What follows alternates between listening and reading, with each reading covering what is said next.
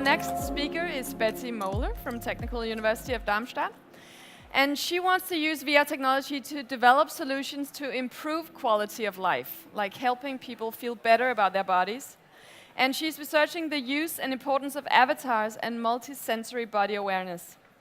Her department has made some headway in developing virtual reality tools for therapists to better assess patients that have disturbance in how they perceive their bodies, like eating disorders and anorexia and overweight. Welcome, Betty. Thank you. So everyone can hear me? Great. So let me just make sure I don't go over time here. So thanks for coming for my talk. Hopefully, as I said, more people will come in. But if not, I hope you enjoy hearing a little bit of different perspectives. So I'm a scientist. I've been a scientist who's used... does this work? One click? Sorry, I am clicking it. Maybe. So I'm a scientist that's been using virtual reality for 20 years, and I'll tell you a little bit about how I first got started working on more multidisciplinary research. So I'm a computer scientist by training. So here we go. I'll tell you a little bit about myself before I dive into 4 research projects. So I'm going to try to talk very quickly about 4 different projects that I use here. And again, I don't know if this is working. Sorry. Is it turned on?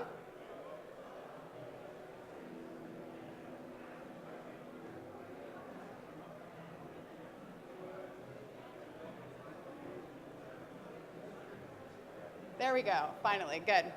So I want to first start out about my vision of immersive virtual reality, because I think our vision of VR differs depending on what kind of research we're doing. My definition of virtual reality would be computer simulations of either real or fictional environments. So here this morning you've heard a lot about fictional environments with which users can interact with the objects around them, with intelligent agents, and other people in the space. So I think this last part is really important. As I said, the last talk gave some really great examples of at least some interaction between multiple users. And it's important that the ideal future, which is, some of it is happening now, but the future vision of virtual reality engages multiple senses and the entire body. So that means that in most of our experience of virtual reality, we focus on the vision primarily. So a lot of times there's less interaction, but we really need to, as you're seeing here in some of the exhibits, we need to focus on 3D audio. We need to make sure that we're experiencing the world through our auditory sense, but also through touching things and being touched, and that we have a similar experience of our body. And so if what you're envisioning, those of you that are old enough or into sci-fi enough, if what you're envisioning is the holodeck, then that's exactly what I mean. Especially if you have the holodeck, you have these 2 people going in. They're being surrounded by a massively large stadium in this small example, and that stadium is fully real, enclosed with hundreds of people that are artificially intelligent, so indistinguishable from other people that are physically in the holodeck. So that's the vision of where we're heading with virtual reality, or at least where I hope we're headed. A lot of young people today think that VR is really new. I can't tell you how many students come into my office and say, I'm so excited about this new technology, right? And it is new in some sense, but it's also very old. So here's just a small depiction by a colleague of mine, Stephen Ellis from NASA Ames, which gives you a sense of how long and how many head-mounted displays have existed, right? So the first 3D stereo viewers were actually built for military purposes, for scouting, for example, 500 years ago. And then you see, kind of 20, and these aren't all of them, 20 HMDs up until the 1990s, say, that are worth noting. And then you see an explosion of head-mounted displays. As I said, these are not all of them, but these are some of the more noteworthy ones. And the reason why my students come into my lab and say, this new VR technology is really thanks to Samsung, thanks to Oculus, thanks to Palmer Luckey, right? And that's where you see people saying it's new, but it has a rich and long history of head-mounted displays that didn't look so different than they do today. So what is new about virtual reality? Well, I would say the new thing is this humongous price decrease. I bought my first head-mounted display when I was first a postdoctoral research scientist. I came to the Max Planck Institute for Biological Cybernetics. It cost 25,000 euros. important is that it did not include any real tracking, right? So it was a head-mounted display that cost $25K. It was one of the best ones, really, that was being produced at enough mass that they could be fixed if they broke. And our tracking system, just so you know, cost 200,000 euros, right? So this was not a big, this was not a thing that everyone was investing in. And now you have, and this is just also changing every week, every month, thankfully, but now you have head-mounted displays that are very cheap, right? You can go to your local media market and buy up a number of very good head-mounted displays. So this price decrease, though, came actually not with a quality decrease. You would think that perhaps it cost less, but in fact, it came with, I would say, at least 10 times better quality. And that's thanks in large part to display and tracking technology, to the smartphone and the digital games market. So we can really thank these kind of technologies for pushing VR forward. I think there's an exciting thing that's also happening in multimedia virtual reality development, and that is that people are focusing on multisensory experience of the user. So at Facebook, at Google, at Magic Leap, at all of these companies are hiring professors left and right that are experts in multisensory awareness. And this now led to, and I think this is a little bit outdated, but because the Samsung Gear VR is only 99 euros, you have at least 5 million that have been sold to date. So now let me tell you, before I tell you about these 4 research projects, a little bit more about myself. So I actually started working 20 years ago at a hospital with a surgeon for minimally invasive surgery. So for some time now, minimally invasive surgery has been profitable to use virtual reality to train surgeons. And there's a lot of reasons for that, but my experience working at that hospital was that training professionals on spatial awareness is super important. If you talk about just one example from minimally invasive surgery, which is the cholecystectomy, that's the removal of a gallbladder, which is very common, right? So as you get older, you'll know more and more people that have their gallbladder removed. It's a fairly safe procedure, but if your surgeon makes one spatial transformation error, he has a reference frame that he thinks is like this, and instead it's really like this, then he could cut something in your body, the bile duct, so the removal of your bad stuff in your system, and you could die. And this happens very rarely, but it's just a spatial transformation error from the surgeons. And so they need simulations, actually, to train their surgeons. And there I worked on not just simulations of visual experience of cutting into the body, but also the haptic experience of what it's like to feel tissue. From there, I went to the University of Utah, and instead of using haptics, which you were experiencing with your hands, I used haptics, which was on your back. So we have a treadmill there that actually delivers 200 newtons to your back so that you can experience what it's like to walk in natural ground, right? So I won't have time to talk about that today. Instead, I'm going to talk about the work that I started doing once I moved to Europe in 2007, which is sensory information about the own body and how this influences the way we perceive space, followed by, as I was nicely introduced, followed by my work that's been done with hospitals throughout Germany, working on how we perceive our body in special cases.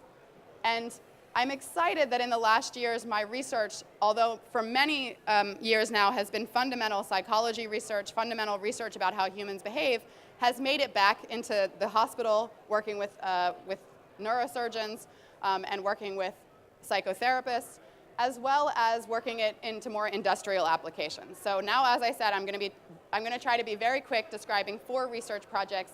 Each of them, I just have 3 slides. The first is space and body perception. And here I want to tell you how multisensory information about the body influences space perception. So first I have to tell you, what do I mean by space perception? Well, for 25 years, VR has been used in architectural design.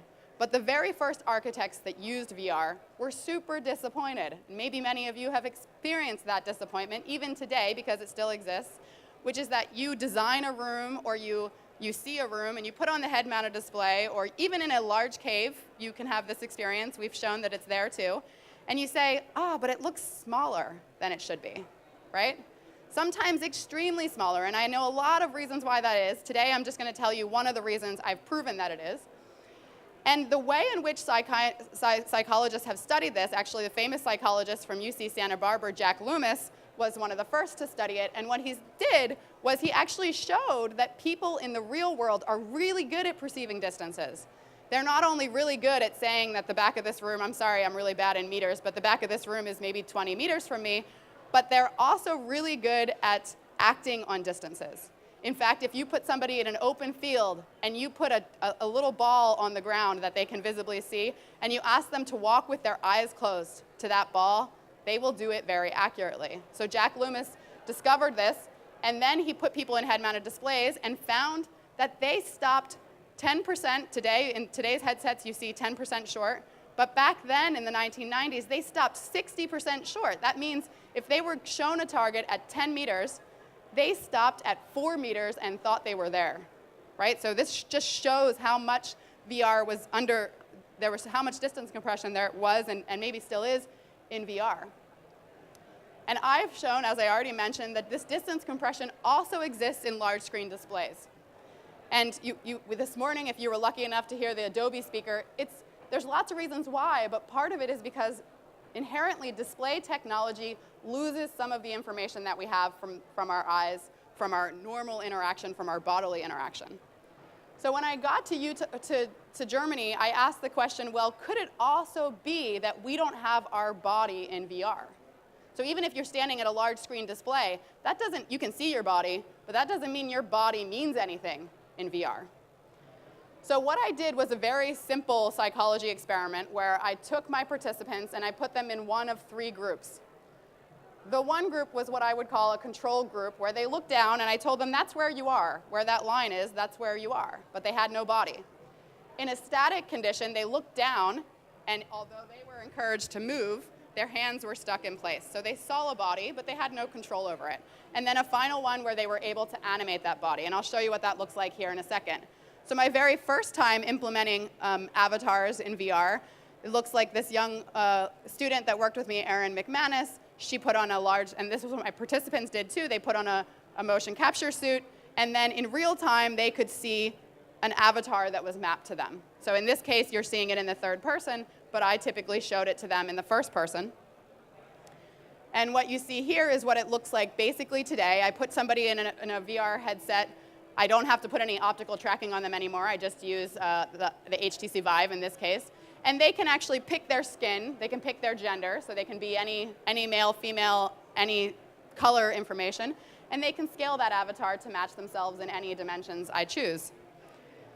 So now what did I find in the perceptual study on distance? What I did before they actually had an avatar was I asked them to walk to distances that were targets on the floor out from 4 to 8 meters. So I asked them to do that a bunch of times, about 20 minutes of measurements. And what I found in the case of the control case, and this was with one of these old head-mounted displays, as I said, it still exists with the current displays, it's just a little less compressed. But what I found was that people stopped 20% short. Now, when I gave them a static avatar, what I found was that they improved, but they weren't accurate. And when I gave them an animated avatar, they became nearly accurate. So what I showed here was that having a body really matters for how people perceive the space. Now, back to my architect example, this means architects need to give people their body. They need to give them some way of interacting. They need to give them some feedback about their body. Now, why does this happen from a psychology perspective? Well, one is that bodies are familiar size cues. If any of you have ever bought a house or looked at a house that was not yet built, they always put characters in the, photographs of people in the images. And that's because people are a certain size, right? Now, granted, here in Denmark, they're a certain size a bit bigger, but this isn't very much different from the normal size. So it's a very strong cue to space. But it can't be the whole story, because in one case where I gave them a static avatar, it didn't improve all the way. And so I would argue that people, when they have a body, they get very rich feedback. And that's why the HTC Vive, when it first came out, and that it was very good tracking with just this controller, this gave people very good feedback about when they moved their hand, what was happening in the virtual world. And it matters for space perception. Finally, I think what's interesting from my scientific study is that people didn't get feedback about out there. They got feedback about here. But what this means from the perceptual psychology side of research is that what happens here to my body changes how I see things out there. And that's important. So you can't just disembody people and expect them that it doesn't have an impact.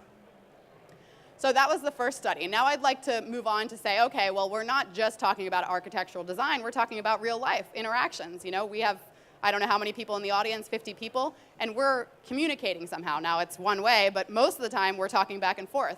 So do avatars matter for that? Do they matter if you're putting on an HTC Vive and you have a body versus if you don't have a body? Virtual reality can study that very well because I can, as a scientist, I can manipulate whether or not you have a body, and you might not even know if you have a body to the other person, for example.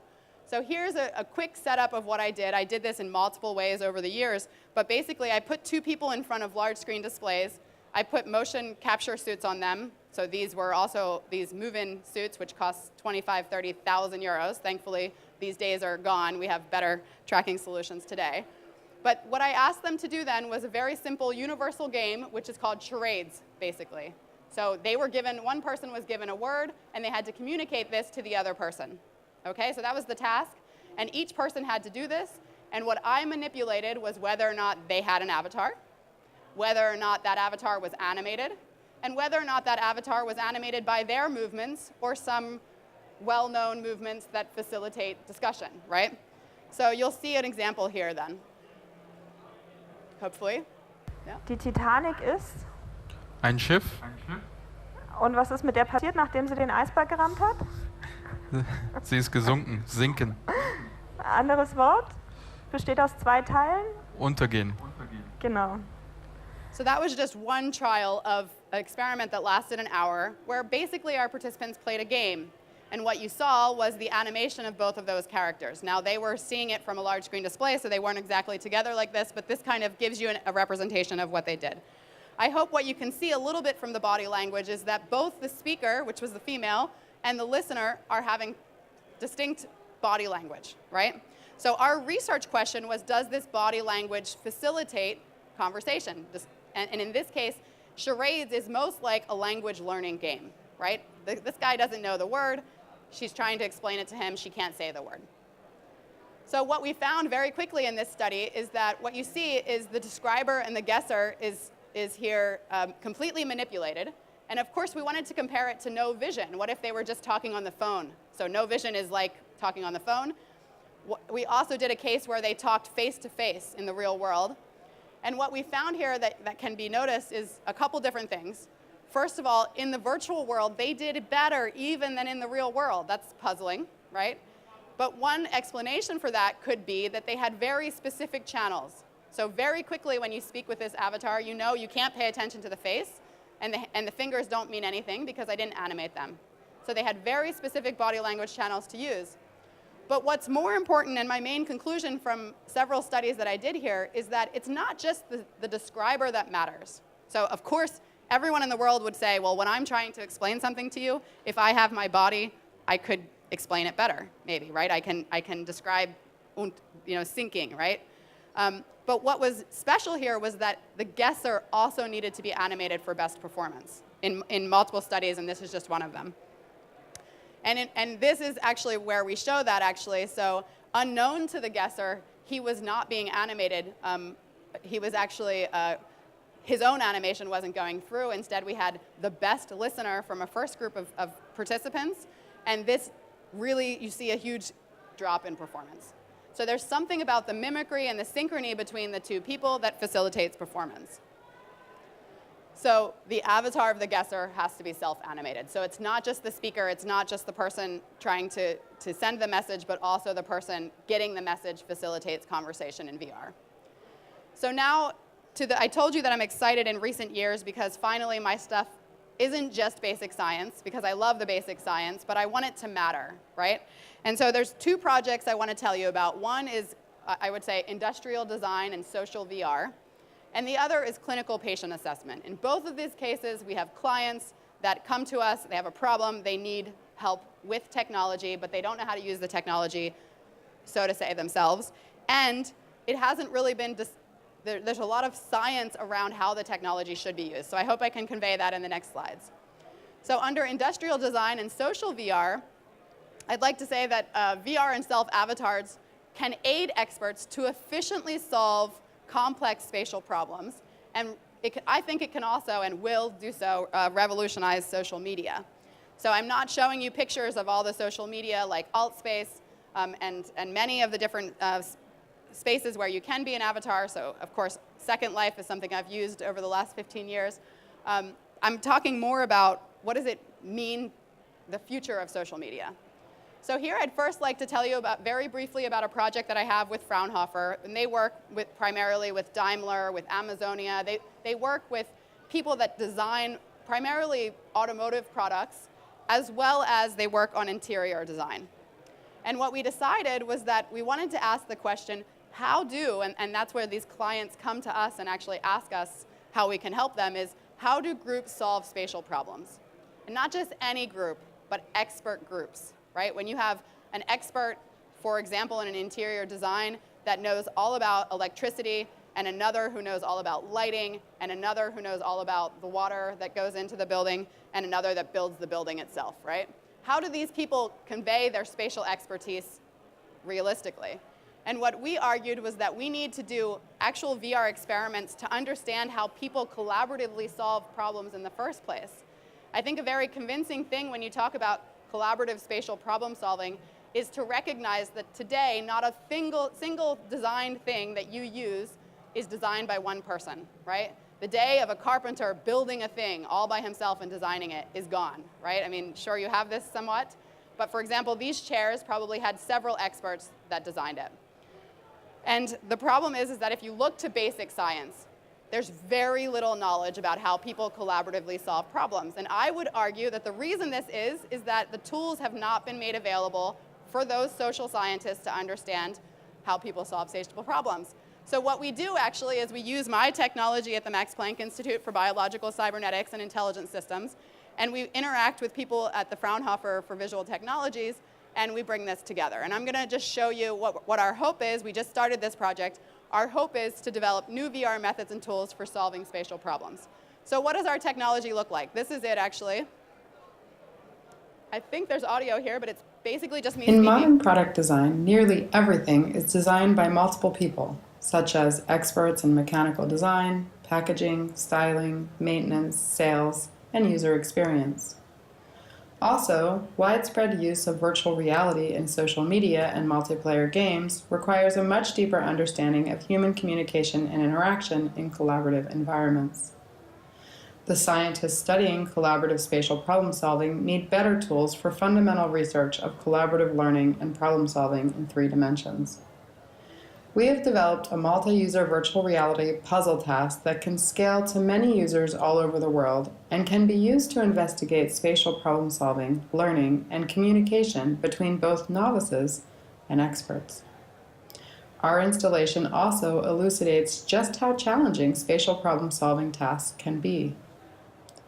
This puzzle may look simple, but with just a few variations on the theme, puzzlers will be left questioning their own skill or recognizing the challenges in 3D spatial problem solving. Attendees will also see if they insist on solving the puzzle alone or can manage the collaboration with a friend or stranger.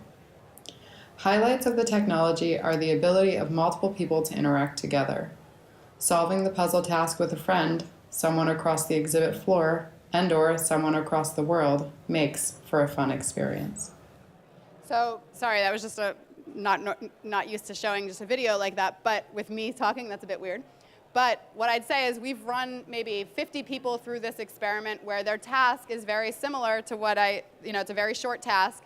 They're given a puzzle. It's not always as challenging as this, so this might not look challenging, but it's a 2 by 2, it's a cube that's 3 by 2, so a rectangular object, and it's actually really challenging. So we actually, first trials of this experiment, we realized we had to go down to 2 by 2. And part of it is, basically a four pieces to a puzzle. And it surprised me that it's so challenging, but it actually speaks to my previous project as well, is that people have to divide up what they're going to do. And some people have a really hard time doing that. So there is a social component. There's a sort of, hey, I think I'm really good at this task, and you seem to be bogus at this, right? There's also people that sort of begin to think that there's a certain strategy, but it fails, right? So we have distractor colors in here. And so one person might start to get a tip, and they need to effectively communicate that to the other person, and rather quickly. So I really find this to be a nice puzzle task. We're not the first to do a puzzle task, but we're the first to sort of, I think, to really push it also with our industrial partners. So of course, once we bring this to our industrial partners in 6 months, it won't look like a puzzle. It'll be the inside of an automotive, the engine, for example, right? But we can break it down quite easily into the science of what it is to spatially solve this, right? So instead of colors that need to match, it will be that the electricity needs to be maximized and the heat needs to be maximized, for example. So, but anyway, I'd like to go to the next slide and say, and make a criticism on what we've done so far, which is that perhaps you notice that there, our avatars were just spheres with 2 black eyes, right? We're not asking in that case if the avatar means anything, and that would add some complexity to our scientific experiments that we don't want. However, we are doing social VR. We have a project called Realistic Social VR with a great collaborator. If you haven't seen his work, I really encourage you to go to his webpage. His name is Bernd Froelich from Bauhaus University of Weimar. And I'll very quickly tell you that the primary focus of this group is to create photorealistic avatars and intelligent social agents. So as soon as you have digital humans that are looking as good as we are, then you can really push into the world of, is that a real person, or is that a person that was recorded previously? Is that an intelligent person? And so what we are wanting to do is to enable immersive group interactions on various social settings. So for competitive, for cooperation, for small and large groups, and for informal, and the last thing that I showed you, of professional settings. What does that look like? So this is actually the work of my colleague Bernd Froelich. He has an amazing setup at the moment where he can have 6 people in one room and 6 people across campus, and he can stream them. This is basically Connect streaming and some reconstruction, some filtering of the Connect data. And what you might see back there, those are avatars of the other people. So at this moment, it's just 2 and 2. But they just demoed this at the conference that I organized, IEEE VR, with multiple users. And what you see is that I like to call this like 3D Skype or Skype on steroids, where basically, you're able to see the video see-through of the other. So those of you that experienced Skype in the first years of Skype, it looked like this, just 2D, right? You had some dropout, but whatever you saw, you knew you could trust, right? And what you see here is that they're able to, because they're capturing all these avatars, they're able to take a miniature view on them as well. So they actually can see themselves from the outside perspective and talk about how they're collaborating. So what my research group is doing is I fundamentally disagree with Bernd that the future will be just large screen displays. I think people will want to work from Dubai, Germany, from Denmark, and come together, and that large screen displays are not necessarily the only installation that people will have. So I'm taking this work and trying to port it to head-mounted displays. I want to capture and model social and spatial interactions. So now, if they're in head-mounted displays, they don't have a spatial relationship to each other at all because they're in different parts of the world. I want to evaluate how perceptually realistic the group and spatial social dynamics are under VR constraints. And this is where we are right now in 2 examples. So in the middle one, what you see is actually me trying to, this person on the left has some markers on from the HTC Vive, and he's trying to check if the body actually represents his body scan. So, and also if the inverse kinematics are working sufficiently such that he can actually have a realistically modeled avatar, such that we can overlay the texture. And on the bottom right, I'm not sure if this will show you actually, but yeah, so I think I'll skip that. But we have a 12 by 12 meter tracking hall where we're enabling those people in a head-mounted display to walk around freely with wireless head-mounted displays. So now to my final project that I'd like to tell you about, but I only have a few minutes. I work, as I mentioned, with clinical therapists. The project I'm going to tell you about today is Anorexia Nervosa, but I also work with patients that have had a stroke. So really in the intensive care unit, I assess how they're perceiving their body, as well as patients that go through the experience of having an amputated limb. But today I'm going to talk about anorexia nervosa. This is how the media portrays anorexia nervosa. And I think it's an important portrayal. This is a person, as you see, she's looking into the mirror. If it was in better resolution, you could see she's not too satisfied. She's not looking happy in her face. And then at some point you zoom out and you realize that this is a person who is severely underweight, 13 BMI probably. She should be, or she probably in all likelihood is hospitalized. And this is work that I do with a local hospital in Tübingen. And the sad reality of media and technology when you come to basic research is that very often they use technologies that are 20 years old. So actually a paper, although I'm very much respect the scientific work from Brooks et al. In 2016, they used a technique to make a body look fat so that they could study how anorexia people perceive their bodies by using Photoshop zoom warp, right? So what they did was they did expand, actually. So they took the body from a certain point and made it shrink in or expand. And we all know, although thankfully, hopefully none of us have had anorexia nervosa, that when we gain weight, we don't just expand from a center point, right? This is bad stimulus for technology, but in fact, it's the very best that is used up until what we did in the past few years. So in the past, what they did instead was just stretch it. They just changed the aspect ratio. So if you got 20% fatter, you should get 20% wider. The stimuli look terrible.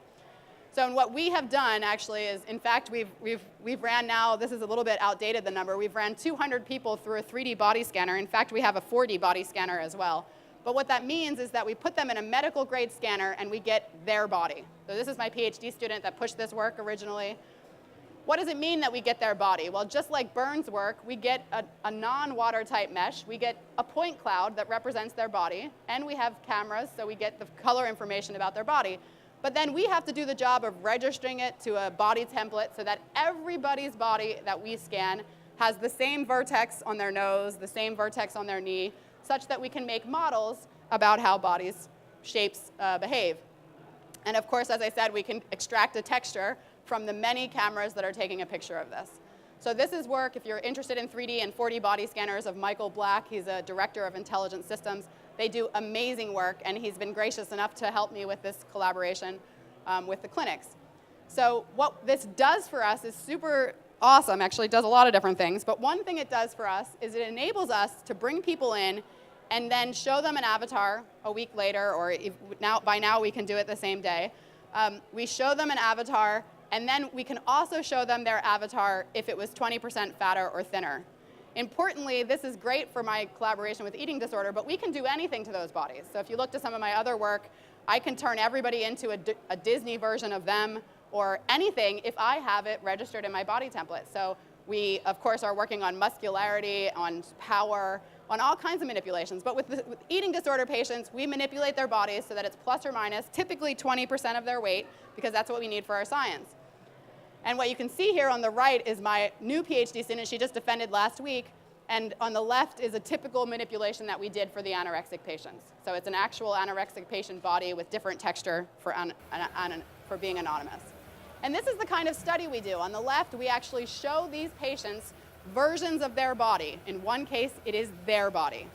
In other cases, it is a body that's manipulated in weight.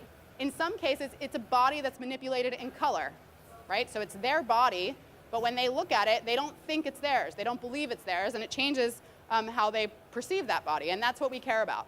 On the right side, I think the video isn't playing, but there what we do is we just ask people to dynamically adjust the body until they say it's their body. So this kind of technology enables us to do a little bit better science. It falls under the category of psychophysics as compared to the other stimuli. And now you see it on the right. This is the plus and minus 20%. It's pretty subtle. It's a pretty challenging task for people to pick their body. What we find actually, and this is shown in 2 publications, is that if you actually ask healthy controls or anorexic patients to adjust their body or to say which body is theirs, and we usually do our experiments, or at least an hour, sometimes they're several hours long. We ask them to do their estimated body. What you see here should conflict with what I showed you the media portrays anorexia nervosa. In fact, the clinics agree with this outcome typically, and the science as technology is infiltrating and making these methods better is showing that you might notice there the anorexia, they don't think their body's bigger. In fact, they think it's slightly smaller, and that's what the controls do too. That's what female controls do. But they want a thinner body, just like healthy controls. So here, if you look at percentages, it says that anorexia are no different than healthy females in terms of how they perceive their bodies. They visually see that their bodies are thinner, right? And they want to stay that way. That's what's wrong with them. But if you look in the DSM-4, the categorization of anorexia nervosa, it says that they misperceive their body, that they visually perceive it as bigger. This is based on old technologies. So the take-home message for this is that anorexia nervosa patients most likely do not have a disturbed visual perception. But I wouldn't like you to come away and think that they don't have something disturbed. Of course, they are extremely underweight. In some cases, they're close to death, and they want to stay that way. So they have a disturbed evaluation of what a healthy body is. And now we're going after that as a further question. So all my research doesn't focus around avatars. So this is just an overview picture before I finish up here on recent research beyond self-avatars. I do a lot of work on body language, as I mentioned, with communication, but also on emotional perception of bodies, what kind of cues we use for that. I do a lot of different work on space and body perception, not just indoor, but also outdoor research on how do we perceive wide open outdoor spaces. I also do a lot of work in computer graphics. One of the coolest projects I did was enable people to walk in our virtual tubing in an old German town. People could go for a 2-kilometer walk while they were just in a 12 by 12 meter tracking hall, so without being interrupted. So they were walking in circles, they were being distracted so that they didn't walk into the walls, but we didn't have to have our experimenters running after them and saying, stop, you're going to hit the wall. So that was a fun project. And now that I'm at the Technical University of Darmstadt, I find myself I am a professor of sensory motor control and learning, and I work a lot with robots, with elite athletes. So that's some of the other work that I do. So my take-home message, and thank you for your attention today, is the success of immersive virtual reality in terms of basic science, as well as in being used in industry and being used in clinical applications, relies on bridging the gaps between at least artists, at least psychologists, at least VR, AR hardware. We need to see advances in all of these things. We need to see advances in 3D computer graphics, in computer vision, in 3D game media design, in multisensory interaction, in intuitive interfaces, realistic self-avatars. So I think that's really important for the future of VR, and evaluation of user experience. So if you bridge the gaps here, then immersive virtual reality has huge potential to influence clinical and industrial applications. And I think the future of not only just VR, but also education needs to be multidisciplinary. So we need to reward multidisciplinary research going forward. So these are the scientists that did all the work within my group. These are the people I work with throughout the world on these projects. And of course, we could never do anything in science without third-party funding. And thank you for your time.